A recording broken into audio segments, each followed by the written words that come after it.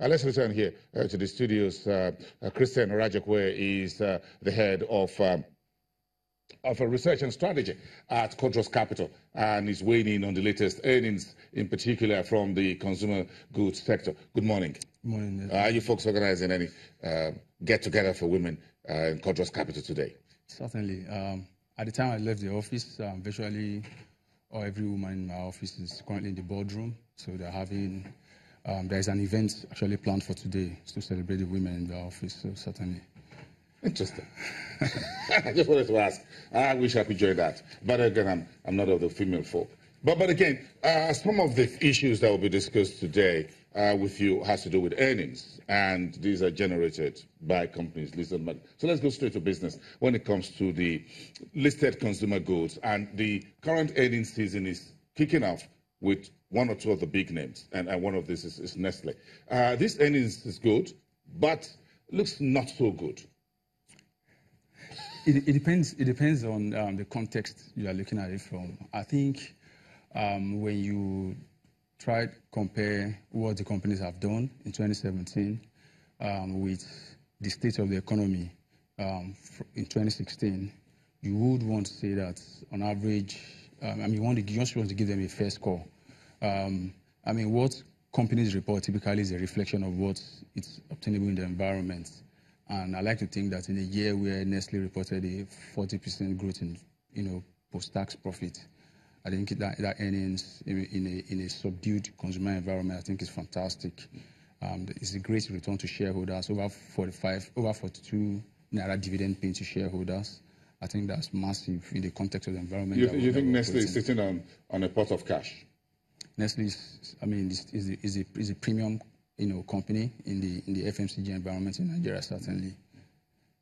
But where do you think these earnings are weak? Some of your analysts, some of the other analysts on the street think that they're keeping an underperforming rating maintained. Some think the price of this stock is well above at 1,400 per share.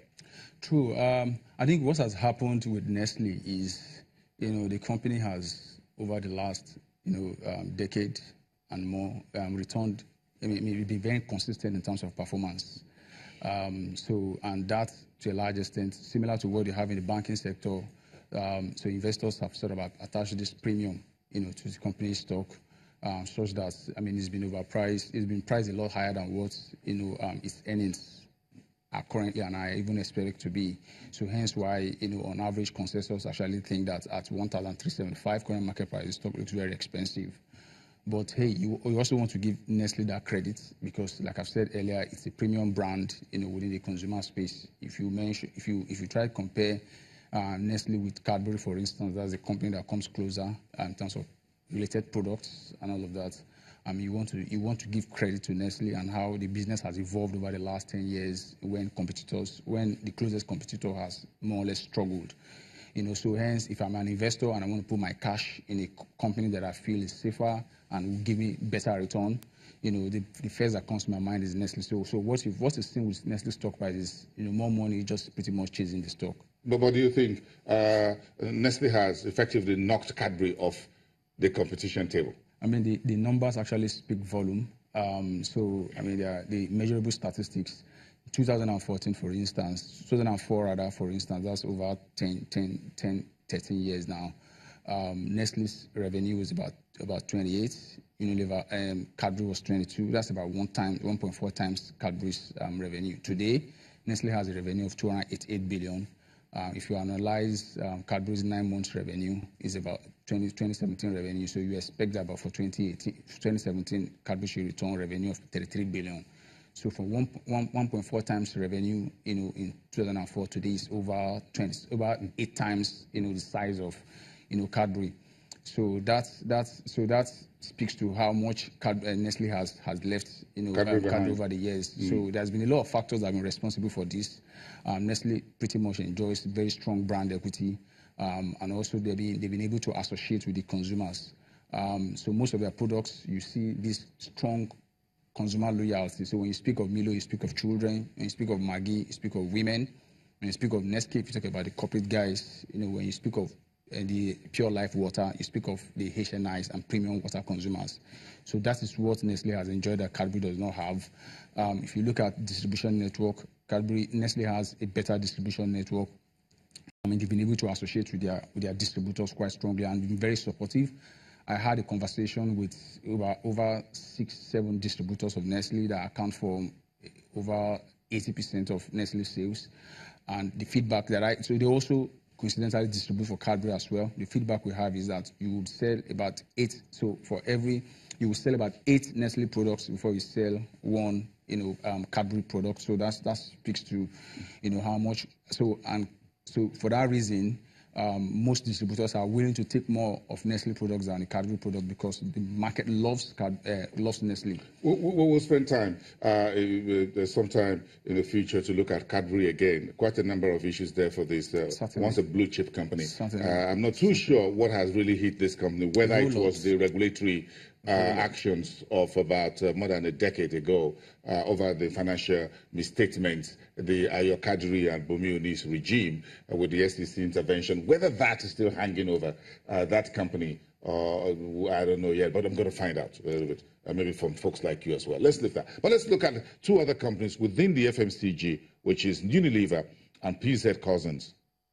Do you think between these consumer goods, toiletries, whatever, basket of producers, we're likely going to see some numbers? Certainly. But unfortunately, PZ doesn't run a January-December financial calendar. So they've released their numbers for the second quarter, I guess. That's for the period ended November. So the number we'll be seeing for PZ is for third quarter ended February. For Unilever, it runs a 12-month calendar, so ended December. So we're expecting the number. In the 9 months of 2017, Unilever did very, very fantastic. I mean, the performance was fantastic. PAT at the time was about 4.8 billion, compared to about approximately 2 billion naira PAT in similar period of 2016.